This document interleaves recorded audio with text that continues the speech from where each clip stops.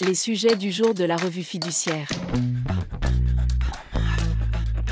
Premier sujet de notre JT. DOETH 2024. Attention à l'échéance du 5 ou 15 mai 2025. Le réseau des URSSAF a récemment indiqué que la notification des effectifs de l'année 2024 aux entreprises concernées par l'obligation d'emploi des travailleurs handicapés, OETH, interviendrait au plus tard le 15 mars 2025.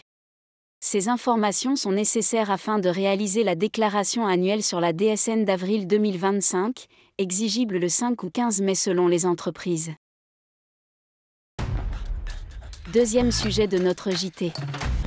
Entrepreneuriat féminin, analyse des tendances 2024. Le baromètre 2024 de l'entrepreneuriat féminin, publié par Infogreffe et l'association FCE France à l'occasion de la Journée internationale des droits des femmes, révèle une stabilité dans la proportion de femmes entrepreneurs en France, représentant 33,1% des créations d'entreprises. Cette constance souligne leur ancrage durable dans le paysage entrepreneurial français. L'âge moyen des entrepreneurs a légèrement diminué, passant de 43 ans en 2023 à 41 ans en 2024, indiquant un accès plus précoce à l'entrepreneuriat. Le top 5 des régions où il y a le plus d'entreprises créées par des femmes sont la Normandie, la Bretagne, la Nouvelle-Aquitaine, la Corse et l'Occitanie. L'analyse sectorielle montre également que certaines activités restent fortement dirigées par les femmes, notamment les autres activités de service, plus de 52%, l'enseignement, la santé et l'action sociale, 50%.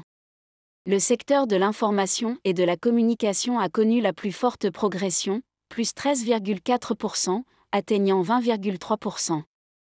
En 2024, les femmes entrepreneurs privilégient des structures juridiques offrant souplesse et accessibilité, avec une préférence pour l'entreprise individuelle, 35% des immatriculations féminines.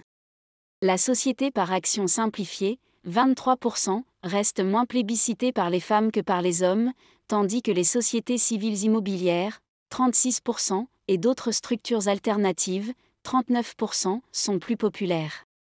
Malgré la stabilité de l'entrepreneuriat féminin en 2024, les dirigeantes font face à un contexte économique tendu.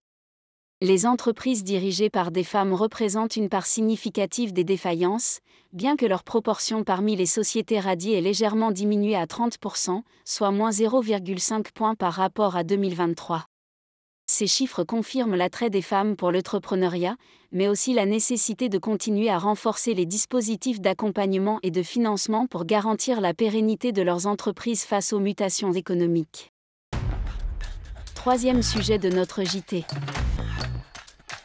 Taxe foncière.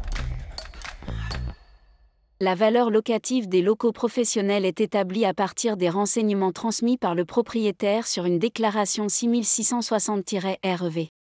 Ces informations permettent, en particulier, à l'administration fiscale de classer les locaux en sous-groupes et en catégories afin d'appliquer le tarif au mètre carré correspondant.